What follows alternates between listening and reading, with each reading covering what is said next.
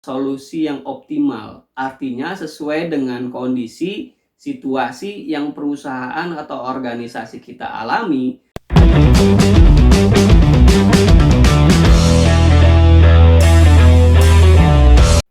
Oke, selamat datang di channel saya, Dewas Kita. Kali ini kita akan membahas mengenai risk treatment atau perlakuan risiko.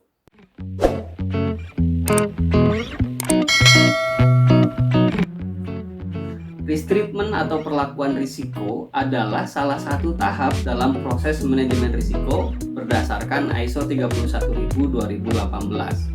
Setelah kita melakukan identifikasi risiko, menganalisa risiko, dan mengevaluasi risiko, selanjutnya yang perlu kita lakukan dalam proses manajemen risiko adalah bagaimana memperlakukan risiko yang akan kita hadapi tersebut atau risiko yang kita miliki tersebut.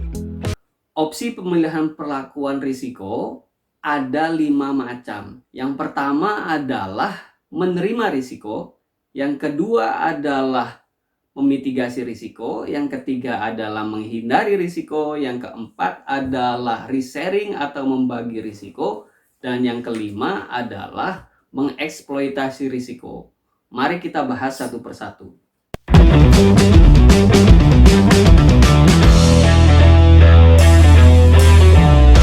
Yang pertama, risk retain atau menerima risiko.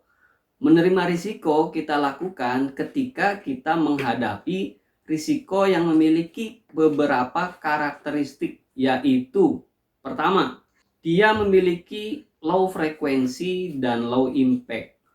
Low frequency artinya kemungkinan terjadinya risiko tersebut sangat kecil, baik diukur secara kualitatif maupun secara kuantitatif berdasarkan probability terjadi risikonya.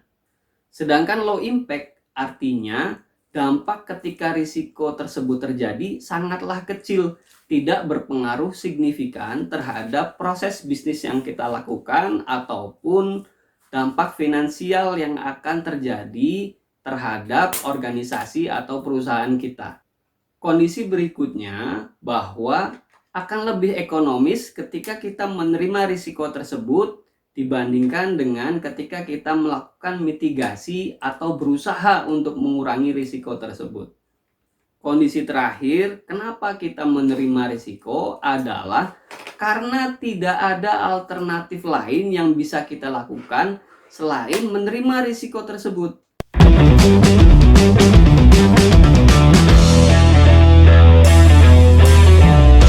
Contoh, misalkan ketika kita mau stok barang, kita beli 100 buah bahan baku. Kita memiliki risiko bahan baku yang kita beli tidak sesuai dengan yang kita harapkan atau misalkan mengalami cacat. Ternyata setelah barang itu nyampe, dari 100 buah bahan baku yang kita beli, terdapat 5 buah saja yang mengalami cacat atau kondisinya tidak sesuai dengan yang kita harapkan. Artinya, frekuensi atau likelihood dari terjadinya risiko itu besarnya adalah 5%. 5 buah saja dari 100 barang yang kita pesan. Kita bisa bilang cukup kecil frekuensinya atau cukup kecil kejadian risikonya. Setelah kita lihat kondisi cacatnya, ternyata 5 buah barang ini sebenarnya tidak terlalu berdampak signifikan terhadap produksi yang akan kita lakukan. Bagian yang cacatnya bisa kita potong atau kita buang, dan bagian tersebut bisa kita gunakan untuk produk lainnya yang juga bernilai jual. Sehingga dampak dari cacatnya barang yang kita terima atau bahan baku yang tidak sesuai dengan kondisi yang kita inginkan itu tidak berpengaruh terhadap operasional bisnis kita dan juga tidak menimbulkan kerugian yang cukup besar bagi perusahaan kita. Akhirnya kita terima saja risiko dari cacatnya 5 barang tersebut. Pertimbangan lainnya, karena ketika kita meminta retur kepada suppliernya, 5 barang ini harus kita kirimkan kepada si supplier dengan biaya sendiri misalkan. kemudian kita butuh waktu mengirimkan, butuh orang untuk mengirim barang tersebut, belum lagi ketika ada masalah di kurir pengiriman barangnya. Justru biaya dan risiko yang kita hadapi ketika kita berusaha mengembalikan 5 buah barang yang cacat ini akan lebih besar dampaknya ketimbang kita menerima saja barang cacat tersebut dan langsung digunakan untuk memproduksi barang-barang tertentu sesuai dengan kondisi cacatnya bahan baku tersebut. Berarti sebaiknya kita memilih perlakuan risiko, menerima risiko cacatnya 5 barang tersebut.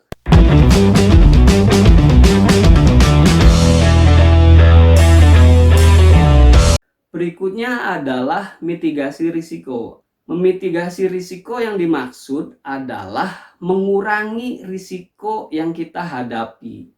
Dalam manajemen risiko, mengurangi risiko artinya mengurangi kemungkinan terjadinya risiko, dan yang kedua, mengurangi dampak dari risiko tersebut. Inilah pengendalian risiko dalam manajemen risiko. Misalkan, risiko kebakaran. Ketika kita menjalankan proyek, atau ketika kita memiliki kantor, memiliki gedung, sangat mungkin kita terekspos risiko kebakaran. Nah, bagaimana cara memperlakukan risiko kebakaran ini? Bagaimana cara mengendalikannya?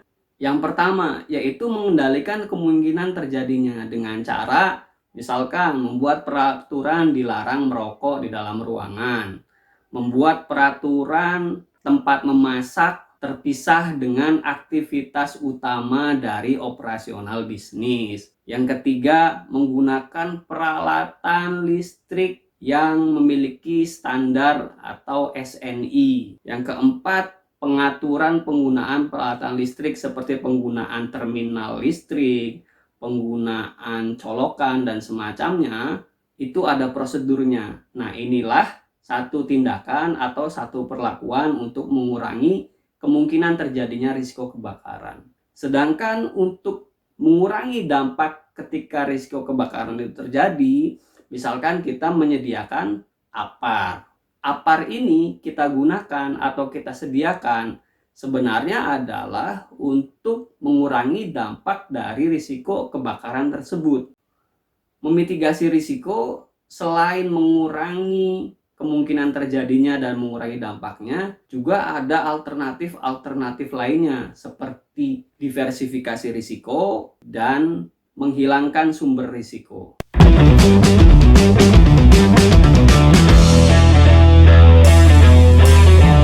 Selanjutnya, risk avoidance atau menghindari risiko.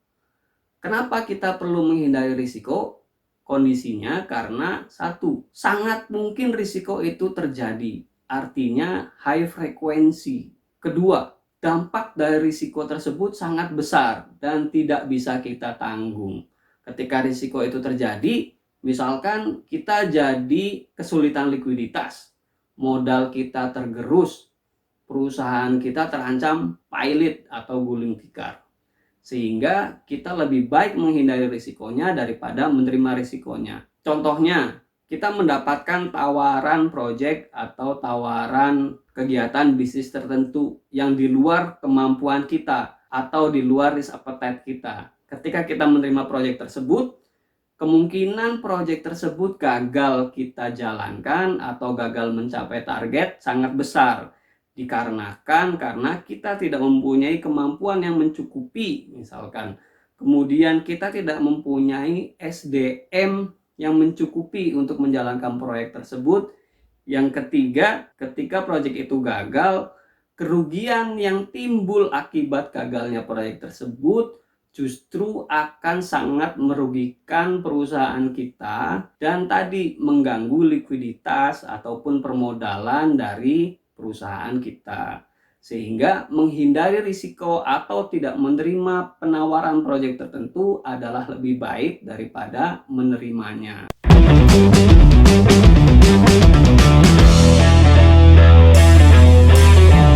Berikutnya adalah risk sharing. Risk sharing itu artinya berbagi risiko. Misalkan ketika kita memesan barang. Kita memiliki risiko kehilangan barang yang sampai itu rusak, cacat sehingga tidak bisa kita gunakan. Nah, ketika kita tidak mau menderita kerugian atas hilangnya barang tersebut atau rusaknya barang tersebut, risiko itu kita bagi kepada siapa? Kepada perusahaan asuransi. Kita mengasuransikan barang yang dikirimkan sehingga ketika barang itu hilang atau cacat, risiko hilang dan cacat itu bisa kita klaim ke asuransi. Artinya risikonya kita bagi ke perusahaan asuransi. Contoh lainnya adalah ketika kita mendapatkan penawaran satu proyek. Proyeknya berlangsung selama 3 bulan. Tapi kita membutuhkan SDM yang cukup banyak, sedangkan jumlah SDM yang ada tidak mencukupi. Namun, untuk merekrut karyawan baru juga tidak mungkin. Kita tidak mungkin memberikan upah, memberikan gaji, memberikan jaminan kesehatan, jaminan ketenagakerjaan, sedangkan tenaga mereka hanya kita butuhkan untuk waktu 3 bulan saja. Sedangkan untuk bulan berikutnya, untuk proyek berikutnya, tenaga orang-orang tersebut tidak kita butuhkan. Artinya di sini ada risiko perekrutan dari SDM tersebut, risiko perekrutan tenaga kerja. Nah, untuk mengatasinya kita bagi risiko tersebut ke perusahaan outsourcing atau ke lembaga lain yang bisa menyediakan tenaga kerja untuk bekerja selama 3 bulan. Atau kita subkontrakan saja ke perusahaan lain untuk mengerjakan beberapa proyek selama 3 bulan tersebut. Setelah proyek itu selesai, ya sudah putus, tidak lanjut lagi. Artinya kita membagi risiko itu dengan subkontraktor tadi.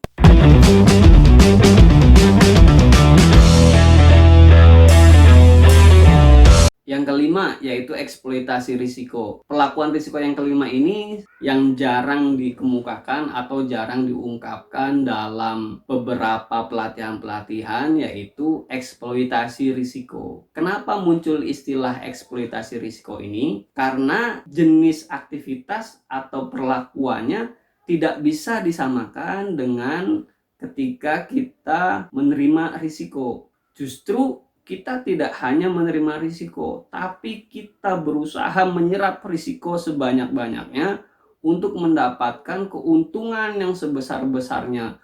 Bahkan benefit yang didapatkan jauh melampaui dari biaya risiko yang akan kita tanggung ketika risiko itu terjadi. Sehingga perlakuan risiko semacam ini pada saat-saat tertentu, pada momen-momen tertentu bisa kita lakukan. Tapi yang perlu kita perhatikan tentu saja ketika kita mengeksploitasi risiko, pasti ada risiko yang lebih besar dari biasanya. Tidak semua kegiatan eksploitasi risiko ini berhasil.